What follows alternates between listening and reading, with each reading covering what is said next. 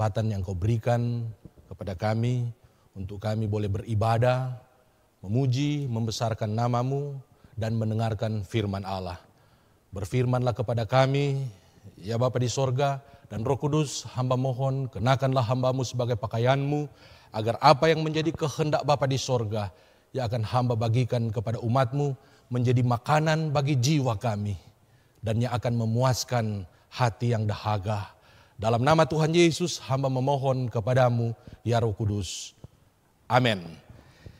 Kita akan membaca firman Tuhan yang terdapat di dalam Yosua pasal yang ke-23, ayat yang ke-6, sampai dengan ayat yang ke-11. Firman Tuhan berkata demikian. Kuatkanlah benar-benar hatimu dalam memelihara dan melakukan segala yang tertulis dalam kitab hukum Musa, supaya kamu jangan menyimpang ke kanan atau ke kiri. Tetapi kamu harus berpaut pada Tuhan dan supaya kamu harus berpaut pada Tuhan dan supaya kamu jangan bergaul dengan bangsa-bangsa yang masih tinggal di antaramu itu, serta mengakui nama Allah mereka dan bersumpah demi nama itu dan beribadah atau sujud menyembah kepada mereka dan Tuhan Allahmu seperti yang kamu lakukan sampai sekarang. Bukankah Tuhan telah menghalau bangsa-bangsa yang besar dan kuat dari depanmu? Dan akan kamu ini seorang pun tidak ada yang tahan menghadapi kamu sampai sekarang. Satu orang saja daripada kamu dapat mengejar 1000 orang.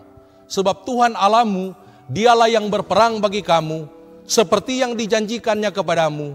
Maka demi nyawamu, bertekunlah mengasihi Tuhan Allahmu. Saya memberi tema firman Tuhan pada pagi hari ini, yaitu mengalami kemenangan pada masa pandemi COVID-19. Mengalami kemenangan pada masa pandemi COVID-19.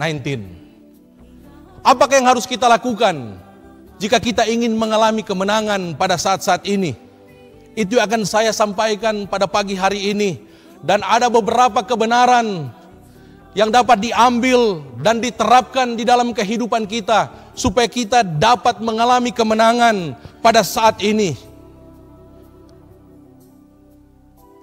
Ini bisa kita lihat dari ayat-ayat firman Tuhan yang telah saya bacakan tadi. Yang pertama-tama, agar supaya kita bisa mengalami kemenangan pada masa-masa ini, kita harus menguatkan hati kita. Apapun pergumulan, tantangan dan masalah yang sedang dihadapi oleh saya dan saudara yang mendengarkan atau yang mengikuti ibadah online ini. Dalam ayat yang ke-6, Yosua mengingatkan kepada bangsa Israel di menjelang akhir daripada kepemimpinannya. Dia mengingatkan kepada mereka, kuatkanlah benar-benar hatimu. Yang pertama, kalau kita ingin mengalami kemenangan pada masa-masa yang seperti ini, kita harus menguatkan hati kita. Apapun pergumulan, tantangan, dan masalah yang sedang dihadapi. Karena saya yakin setiap kemenangan di dalam pertandingan atau peperangan itu selalu dimulai dari dalam hati. Untuk itu, jika kita ingin mengalami kemenangan di dalam hal apapun juga, maka hati kita harus kuat. Kita tidak boleh takut. Kita tidak boleh gentar dalam menghadapi apapun juga. Firman Tuhan berkata, jika engkau tawar hati pada masa kesesakan, kecillah kekuatanmu. Kata Amsal pasal yang ke-24, ayat yang ke-10. Jadi, kalau kita ingin melihat kemenangan di dalam kehidupan ini, kita tidak boleh tawar hati. Kita tidak boleh takut, tidak boleh gentar dengan apa yang terjadi pada hari-hari ini. Sebab kalau kita mengalami tawar hati, mengalami ketakutan, tidak yang bisa berbuat sekecil apapun untuk Tuhan. Kalau dia takut, dia tawar hati, ada justru dia akan membuat kesalahan-kesalahan yang besar. Dia membuat orang lain menjadi celaka. Belajar dari tradisi pasukan Israel kalau kita membaca di dalam Ulangan pasal yang ke-20. Bangsa Israel sebelum mereka masuk ke dalam peperangan, sekalipun mereka berhadapan dengan bangsa yang besar atau bangsa yang kecil, tetapi mereka tetap dengan tradisi mereka. sebelum mereka pergi berperang, ada imam yang akan menuju ke tempat di mana pasukan berada. Kemudian imam ini akan mengingatkan kepada mereka untuk mereka jangan takut terhadap lawan-lawan mereka. Kemudian kalau kita membaca di dalam ayat yang ketiga, jangan lemah mereka, jangan takut, jangan gentar, janganlah gemetar berhadapan dengan lawan-lawan mereka. Dalam ayat yang ke-8, para pengatur pasukan juga harus berbicara kepada tentara. Mereka harus berkata, siapa takut dan lemah hati, ia boleh pergi dan pulang ke rumahnya, supaya hati saudara-saudaranya jangan tawar seperti hatinya. Sebelum mereka pergi berperang, ini harus dilakukan. Karena ketika mereka pergi berperang dengan hati yang tawar, bukan hanya mereka akan mengalami celaka, mengalami kematian. Dikatakan dalam ayat yang ke-8, saudara-saudara yang ada di sekitar mereka yang berani pun bisa tawar hati karena melihat hati daripada mereka yang pergi dalam keadaan takut. Kita belajar juga daripada Daud. Bagaimana Daud ketika dia diperhadapkan dengan krisis, baik dari pihak bangsa Amalek. Kita tahu ceritanya bagaimana bangsa Amalek pergi merampok, menjarah bahkan istri dan anak-anak daripada Daud, harta kekayaan Daud dan ke-600 pengikutnya, keluarga daripada pengikutnya, mereka dijarah, mereka dirampok. Dan akhirnya Daud dalam posisi yang mengalami satu dilema yang luar biasa. Dia mengalami penderitaan ini, tetapi di sisi yang lain, pengikut-pengikutnya, kalau kita membaca dalam 1 Samuel pasal yang ke-30 ayat yang ke-6, mereka pedih hati dan akhirnya mereka mau melempari Daud dengan batu. Apa yang terjadi? Daud adalah seorang pemimpin yang di hati Allah. Dia tidak marah kepada anak buahnya, tetapi justru firman Allah berkata, dan ini juga yang harus kita lakukan pada masa-masa sukar yang seperti saat ini. Dikatakan Daud menguatkan kepercayaannya kepada Tuhan Allahnya. Dalam terjemahan yang lain dikatakan Daud menguatkan hatinya. Daud meyakinkan hatinya bahwa Allah yang menyertai dia adalah Allah yang luar biasa. Allah yang akan memberikan kemenangan kepada Daud. Dan kita tahu ceritanya, ketika Daud menguatkan hatinya, Tuhan menguatkan dia. Kemudian ayat yang ke-8 meminta imamnya untuk membawa efod. Kemudian dalam ayat yang ke-8 Daud bertanya kepada Tuhan, akankah dia pergi mengejar bangsa Amalek? Akankah dia menyusul mereka? Dan firman Tuhan langsung menjawab doa daripada Daud. Dan di dalam ayat-ayat selanjutnya kita membaca, akhirnya Allah berfirman, Daud akan pergi mengejar mereka dan Daud akan mengalami kemenangan. Dan di dalam ayat yang ke-11 dan seterusnya, kemenangan yang dari Tuhan kepada Daud ketika dia bertemu dengan seorang Mesir yang ditinggalkan oleh bangsa Amalek yang sudah kelaparan selama 3 hari.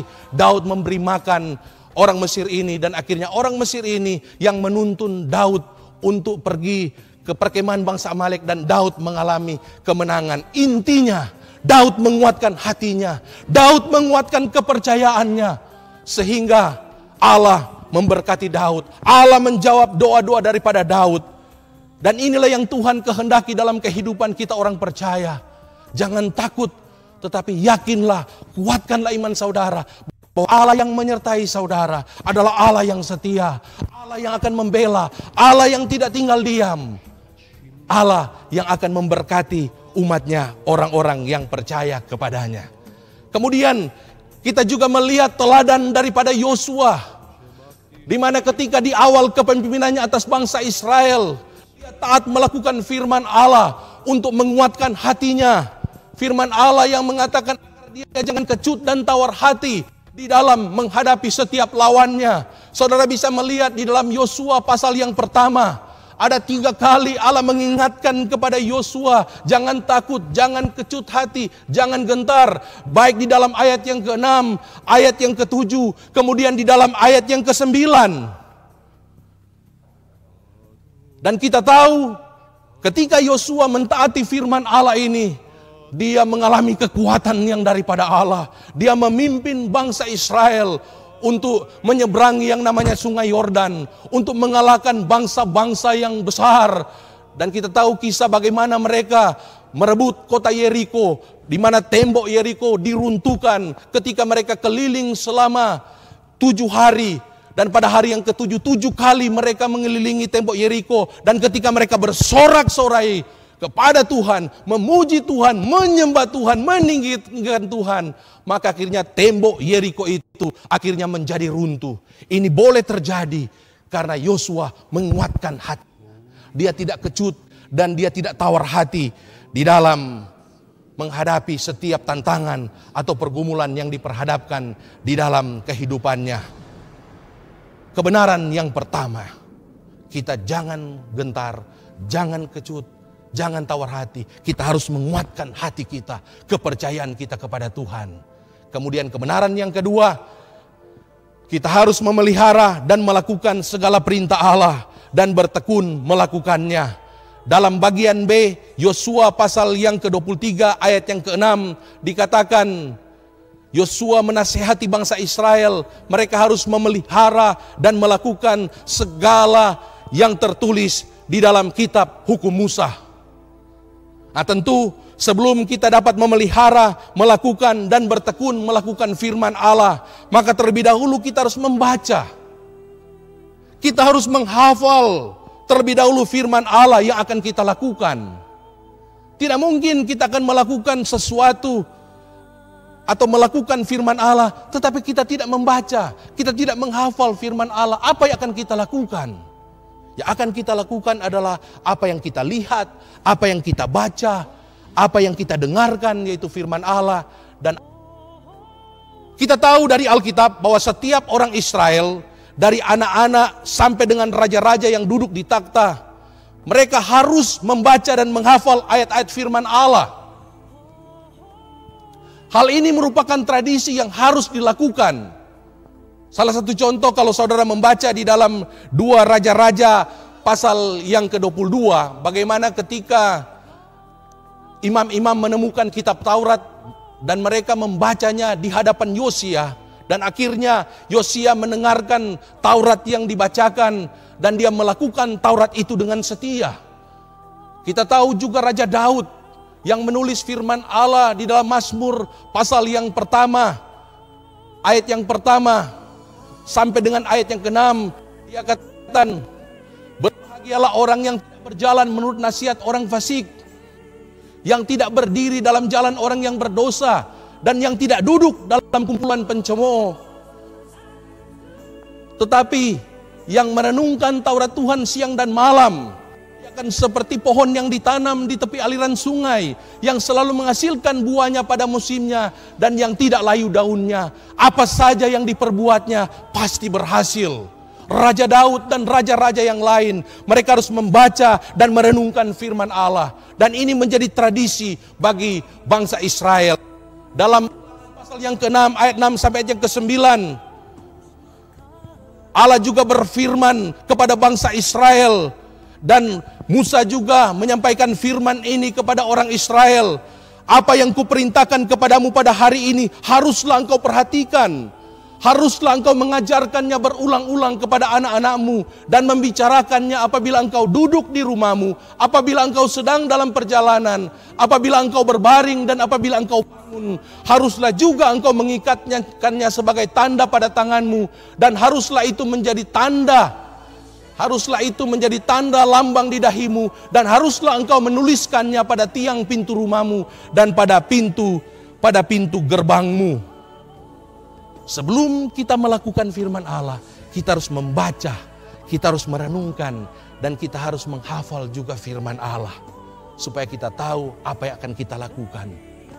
Dimanapun kita berada, kalau kita telah membaca firman Allah dan merenungkan firman Allah, maka kita akan menjadi pribadi-pribadi yang siap untuk menjadi pemenang, menjadi pelaku firman, bukan hanya menjadi pendengar dan tidak melakukannya, tetapi kita menjadi pribadi yang membaca, mendengar, dan melakukan firman Allah. Kebenaran yang ketiga, bagaimana kita bisa mengalami kemenangan pada masa-masa pandemik COVID-19 ini. Kita bisa melihat di dalam ayat yang 6, Yosua pasal 23 ayat 6c sampai dengan ayat yang ke-7. Yosua berkata kepada bangsa Israel, supaya kamu jangan menyimpang ke kanan atau ke kiri, dan supaya kamu jangan bergaul dengan bangsa-bangsa yang masih tinggal di antaramu itu, serta mengakui nama Allah mereka dan bersumpah demi nama itu, dan beribadah atau sujud menyembah kepada mereka. Kalau kita ingin mengalami kemenangan pada masa-masa ini, kita harus hidup di dalam kekudusan, hidup di dalam kesucian.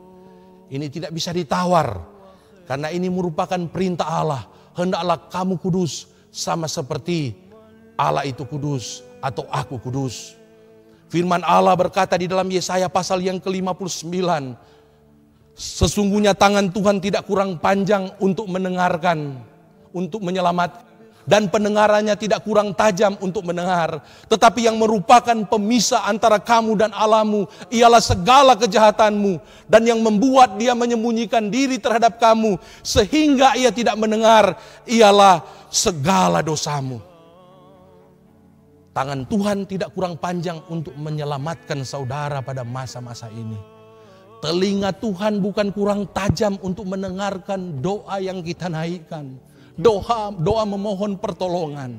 Tetapi sesungguhnya segala kejahatan, segala dosa, atau dalam kata lain, karena kita tidak hidup di dalam kekudusan, maka itu tidak terjadi di dalam kehidupan kita orang yang percaya. Mazmur pasal yang ke-91 ayat 1 sampai ayat yang 16. Kebenaran firman Tuhan yang sering kita kutip menjadi ayat hafalan. Firman Tuhan berkata, orang yang duduk dalam lindungan yang maha tinggi dan bermalam dalam naungan yang maha kuasa akan berkata kepada Tuhan, tempat perlindunganku dan pertahananku, Allahku yang kupercayai. Sungguh dialah yang akan melepaskan engkau dari jerat penangkap burung, dari penyakit sampar yang busuk. Di bawah kepaknya dia akan menudungi engkau. Di bawah sayapnya engkau akan berlindung. Kesetiaannya ialah perisai dan pagar tembok. Engkau tidak usah takut terhadap kedahsyatan malam, terhadap panah yang terbang di waktu siang, terhadap penyakit sampar yang berjalan di dalam malam gelap, terhadap penyakit menular yang mengamuk di waktu petang. Walau 1000 orang rebah di sisimu dan 10.000 di sebelah kananmu, itu tidak akan menimpamu. Engkau hanya akan menontonnya dengan matamu sendiri, melihat pembalasan kepada orang fasik.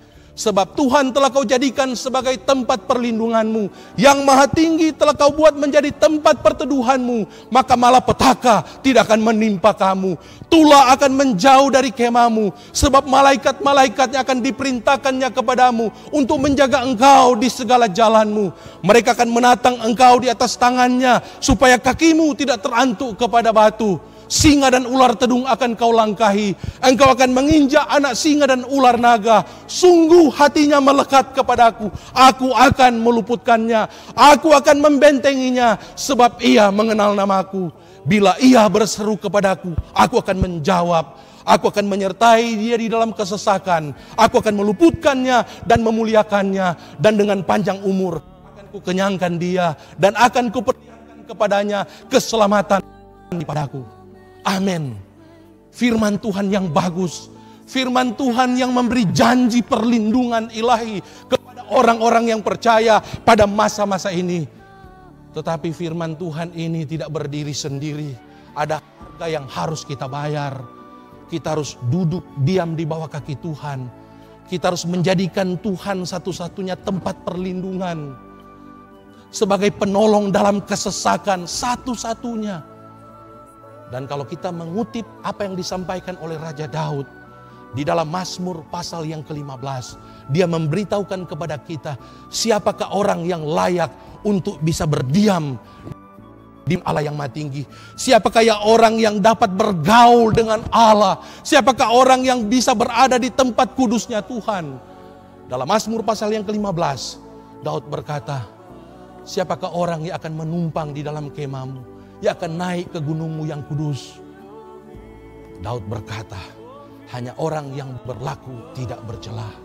Hanya orang yang melakukan apa yang adil. Hanya orang yang mengatakan kebenaran dengan segenap hatinya. hanya orang yang tidak menyebarkan fitnah dengan lidahnya, yang tidak berbuat jahat terhadap temannya, yang tidak menimpakan celah kepada tetangganya, memandang hina orang yang tersingkir, tetapi memuliakan orang yang takut akan Tuhan. Itu yang akan berdiam, itu yang akan diterima oleh Tuhan. Bahkan selanjutnya dia katakan, orang yang memegang sumpah walaupun dia harus rugi. Kemudian orang juga yang tidak memberikan pinjaman dengan memakan riba. Saudara membaca dalam ayat-ayat ini. Kemudian dia juga katakan, orang yang tidak menerima suap melawan orang yang tidak bersalah. Dalam ayat yang terakhir, perhatikan apa yang disampaikan oleh Daud. Apapun yang terjadi dalam kehidupan saudara, Daud berkata, kalau kita hidup dekat dengan Tuhan, kalau kita melakukan kebenaran-kebenaran ini, kita tidak akan goyah dalam hal apapun juga. Kita tetap akan kuat, kita tetap akan berdiri tegak dalam masa apapun yang terjadi dalam kehidupan kita. Karena Mazmur 91 itu akan digenapi kalau saya dan saudara hidup dalam kekudusan, dekat dengan Tuhan, takut akan Tuhan. Firman Tuhan berkata, janganlah kamu mengasihi dunia ini dengan apa yang ada di dalamnya. Sebab jika orang mengasihi dunia ini, maka kasih akan Bapa tidak ada di dalam diri orang itu. Semua yang ada dalam dunia ini, yaitu keinginan daging dan keinginan mata, serta keangkuhan hidup, bukan berasal dari Allah, melainkan dari dunia ini. Dan dunia ini sedang lenyap dengan segala keinginannya. Perhatikan ayat yang terakhir. Tetapi orang yang melakukan kehendak Allah tetap hidup sampai selama-lamanya. Saya percaya semua yang mendengarkan firman Tuhan ini adalah orang-orang yang hidup dalam takut akan Allah. Kalau kita hidup takut akan Allah, kita akan menjadi gemar dan senang di dalam membaca dan merenungkan firman Tuhan, dan di dalam melakukan firman Tuhan. Kita akan senang mengasihi, menolong. Kita akan senang mengampuni. Kita akan senang memberkati satu dengan yang lain. Kita akan senang mendamaikan satu dengan yang lain. Karena berbahagialah orang yang membawa damai, karena mereka akan disebut anak-anak Allah. Orang yang takut akan Tuhan, dikatakan dia akan tetap hidup sampai selama-lamanya. Ketika kita menguatkan hati dengan memelihara dan melakukan Taurat Tuhan, serta hidup di dalam kekudusan, maka kita akan berhasil dan menang atas segala peperangan, atas segala pencobaan, atas segala keinginan daging dan hawa nafsu. Sama seperti yang dialami oleh bangsa Israel, sama seperti yang dialami oleh Daud, sama seperti yang dialami oleh Yosua pada masa mereka. Sekarang yang jadi pertanyaannya, apakah kita ingin mengalami kemenangan yang dari Tuhan pada masa ini? Ingat, pertolongan Tuhan bukan diberikan ketika orang-orang percaya atau anak Tuhan mengalami masa damai, mengalami masa-masa yang baik secara ekonomi, secara keamanan. Justru kita akan melihat pertolongan, kita akan melihat keajaiban Tuhan. Kita akan melihat janji-janji Tuhan digenapi. Tuhan mendengarkan doa-doa, Tuhan menjawab doa-doa. Justru ketika kita mengalami krisis, ketika kita mengalami masalah, ketika mungkin ada anggota keluarga kita yang di PHK, ketika ada anggota keluarga kita mungkin yang mengalami corona, bahkan ada yang meninggal oleh karena penyakit ini. Di saat itulah kita akan melihat pertolongan Tuhan. Pertolongan Tuhan itu tidak pernah terlambat. Tuhan selalu tepat waktunya untuk menolong kita, orang-orang yang percaya. Untuk itu sebagai anak-anak Tuhan, mari kita hari-hari ini jangan kecut, jangan tawar hati, tapi mari kita terus menguatkan hati kita, kepercayaan kita kepada Tuhan. Saudara semakin setia, saudara semakin rajin di dalam berdoa, kemudian di dalam membaca dan merenungkan firman Tuhan. Kemudian kita semakin kuat, kita semakin rajin juga di dalam menjaga kekudusan hidup kita, melakukan setiap firman Allah. Kita bisa melakukan firman Allah bukan hanya ketika berada di gereja, bukan hanya ketika kita berada di luar rumah kita, tetapi kita bisa melakukan firman Allah pada waktu kita berada di rumah kita sendiri. Kita bisa berdoa buat jiwa-jiwa yang terhilang. Kita bisa menangisi mereka yang mengalami penderitaan oleh karena corona. Kita bisa berdoa bagi mereka yang lapar, bagi mereka yang haus. Kita bisa juga mengulurkan tangan kita untuk menolong mereka. Kita bisa berdoa buat hamba-hamba Tuhan, buat pemimpin-pemimpin gereja, karena mereka membutuhkan doa-doa kita. Kita bisa mendamaikan satu dengan yang lain. Lewat media sosial kita bisa mendamaikan orang lain. Kita bisa menguatkan orang lain melalui renungan-renungan yang kita sampaikan. Banyak hal yang bisa kita lakukan dalam melakukan firman Allah. Dalam hal hidup kudus. Lihatlah kiri kanan saudara, istri atau suami atau anak-anak atau orang tua. Mari kita praktekkan kasih kepada mereka. Kita saling mengasihi satu dengan yang lain. Karena kalau kita mengasihi berarti kasih Bapa ada di dalam diri kita. Dalam diri kita orang-orang percaya. Untuk itu saya mendorong jemaat-jemaat Tuhan, semua yang mendengarkan kebenaran firman Tuhan ini. Mari kita terus juga membaca dan merenungkan firman Allah. Karena firman Allah bermanfaat untuk mengajar, untuk menyatakan kesalahan, untuk memperbaiki kelakuan, untuk mendidik orang dalam kebenaran. Dengan demikian, tiap-tiap manusia kepunyaan Allah diperlengkapi untuk setiap perbuatan baik. Dan saya percaya ketika kita merenungkan firman Allah, ketika kita memberi, diajar, diperbaiki oleh firman Allah, maka kita akan menjadi pribadi-pribadi yang akan dipakai oleh Tuhan untuk menjadi tentara-tentara Allah, menjadi pasukan Allah yang luar biasa untuk mengalami kemenangan, untuk menuntun banyak orang juga datang kepada Tuhan, untuk memotivasi banyak orang, memberikan inspirasi kepada orang lain untuk melakukan yang terbaik untuk Tuhan. Dan seperti apa yang dialami oleh Yosua, apa yang dia firmankan kalau kita membaca di dalam Yosua pasal yang ke-23 ayat yang ke-9. Janji Tuhan ini akan digenapi dalam kehidupan saudara.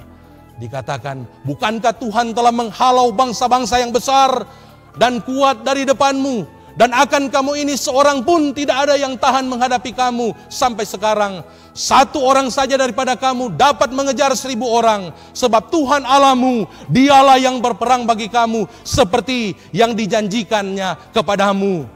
Bahkan ayat yang terkenal kalau saudara membaca dalam Keluaran 14 ayat 14. Kalau kita hidup takut akan Tuhan, kita dekat dengan Tuhan, menyenangkan hati Tuhan, Tuhan akan berperang untuk kamu dan kamu akan diam saja.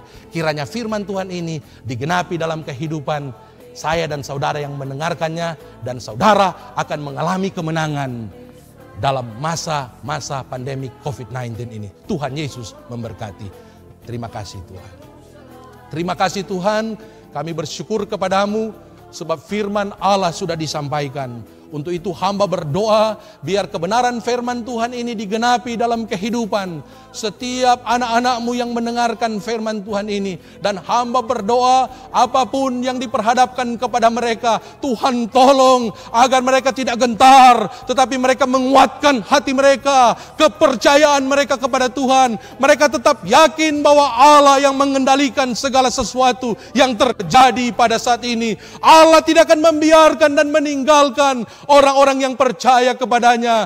Karena firman Allah berkata, barang siapa menjamah kami, dia menjamah biji matanya Allah. Hamba berdoa kepadamu juga ya Tuhan, kiranya Tuhan akan menolong kami orang-orang percaya saat ini, untuk kami senantiasa membaca, menghafal, merenungkan, dan melakukan firman Allah dalam kehidupan ini. Dan kami juga senantiasa hidup di dalam kekudusan, sehingga kami akan melihat hari-hari ini, hari-hari besok dan seterusnya, kemenangan demi kemenangan Tuhan karuniakan kepada kami, dan nama Tuhan akan dipermuliakan melalui kehidupan kami orang-orang yang percaya. Haleluya. Dalam nama Yesus kami sudah berdoa dan mengucap syukur.